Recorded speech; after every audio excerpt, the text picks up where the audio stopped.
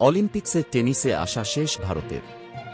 সুমিত নাগালের পর এবার বিদায় নিলেন বোপান্না রাও। রোহন বোপান্না এবং শ্রীরাম বালাজি প্যারিস অলিম্পিক্সের থেকে প্রথম রাউন্ড থেকেই ছিটকে গেলেন। পুরুষদের ডাবলসে গেইল মনফিল্ডস এবং এডওয়ার্ড রজার ভ্যাসেলিনের বিপক্ষে হারলেন তাঁরা। প্যারিস অলিম্পিকে ভারতের টেনিস চ্যালেঞ্জ শেষ হয়ে গেল। রোহন বোপান্না এবং শ্রীরাম বালাজির ভারতীয় পুরুষদের ডাবল জুটি গেল মনফিল্ডস এবং এডওয়ার্ড রজার ভ্যাসেলিনের বিরুদ্ধে স্ট্রেট সেটে হেরেছে।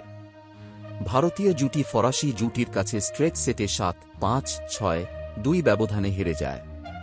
মাত্র 1 ঘণ্টা 1-6 মিনিটের একটি ম্যাচে ভারতীয় জুটি হার মানলেন।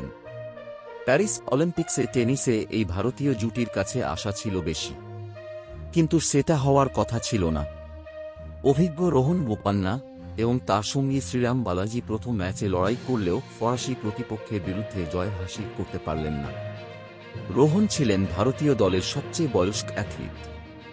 4-3 বছর বয়সে অলিম্পিক্সের মঞ্চে নেমেছিলেন বোপান্না। বালাজি এবং বোপান্না প্রথম সেটে নিজেদের সেরাটা দিয়ে শুরু করতে পারেননি। প্রথম বিরতির আগেই 2-4 গোলে পিছিয়ে যায় ভারতীয় জুটি। তবে তাঁরা ঝড় তুলে 5-5 করে সেটে সমতা আনেন। ঠিক যখন মনে হচ্ছিল সেটটি টাইব্রেকারে চলে যাবে, ফরাসি জুটি তাদের দ্বিতীয় বিরতি অর্জন করে 4-2 মিনিটে প্রথম সেটটি দখল করে নেয়। দ্বিতীয় সেটটি আরও একতরফা হয়ে যায়।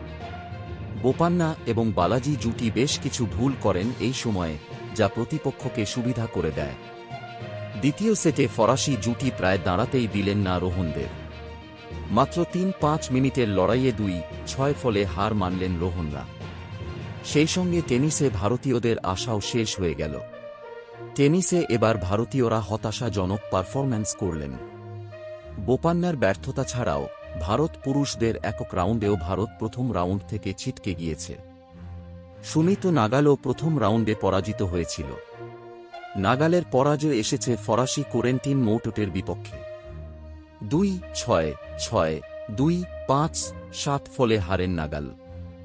রুদ্ধশ্বাস লড়াই করলেও জয় অধরা রেখেই লাল সুরকির কোর্ট থেকে বিদায় নিতে হয় সুমিতকে। প্রাক্তন ভারতীয় ক্রিকেট তারকা এবং প্রধান কোচ রাহুল দ্রাবিড় রোহন বোপান্নার ম্যাচ দেখার জন্য উপস্থিত ছিলেন, কিন্তু ভারতের পরাজয়ের সাক্ষী থাকতে হল বিশ্বকাপজয়ী কোচকে।